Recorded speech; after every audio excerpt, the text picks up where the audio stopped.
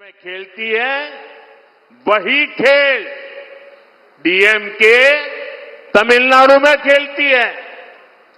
आप जल जीवन मिशन का उदाहरण देखिए।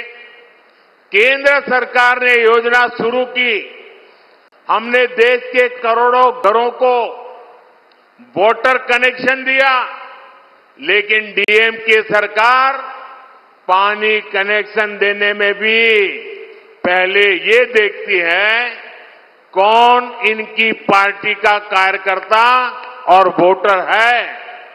कोयम्बटूर जैसे शहर में कई जगहों पर आज भी कई दिन में केवल एक बार पानी आता है।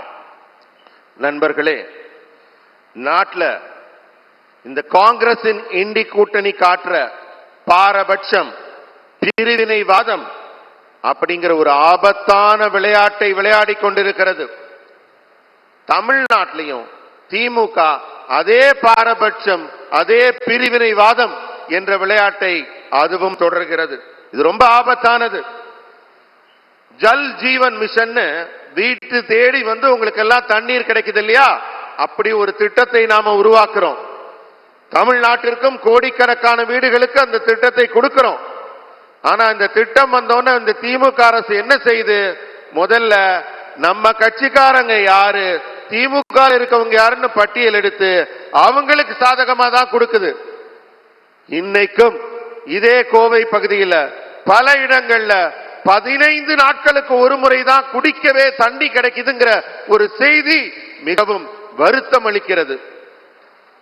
डीएमके हमेशा से हेट और डिवीजन वाली राजनीति करती है। डीएमके का फोकस कभी भी तमिलनाडु का विकास नहीं रहा है, लेकिन मैं ये विश्वास दिलाता हूं एनडीए सरकार अपने तीसरे कार्यकाल में कांगो रीजन और नीलगिरीज के विकास के लिए और तेजी से काम करेगी। இது மோடியின் கேரண்டி. நண்பர்களே, திமுக எப்பவுமே ஒரு வெறுப்பு அரசியலை தான் செய்து கொண்டிருக்கிறது. திமுகவின் கவனம் எப்பவுமே தமிழகத்தின் வளர்ச்சியின் மீது இருந்ததில்லை. ஆனால் நான் உங்களுக்கு ஒரு உறுதி அளிக்கிறேன், என்டிஏ அரசாங்கம் 3வது முறையாக ஆட்சி அமைத்து செயல்படும் போது இந்த கொங்கு மண்டலத்தின் வளர்ச்சிக்காகவும் நீலகிரியின் வளர்ச்சிக்காகவும் இன்னும் வேகம் காட்டி விரைவாக செயல்படுவோம் என்று உறுதி அளிக்கிறேன்.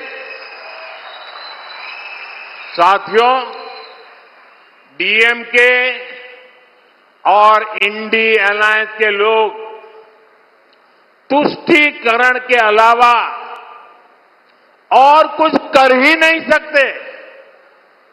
यहीं कोयम्बटूर में हमारे पवित्र संगमेश्वरा मंदिर में आतंकवादी हमला हुआ था, लेकिन डीएमके सरकार कट्टरपंथियों पर लगाम लगाने के जगह उन्हें बढ़ावा दे रही है.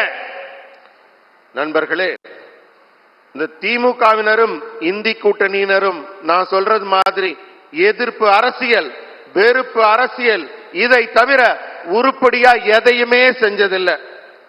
பாருங்க, நம்ம கோயம்புத்தூர்ல புனிதமான சங்கமேஸ்வரர் கோவில்ல தீவிரவாத தாக்குதல் நடைபெறுகிறது.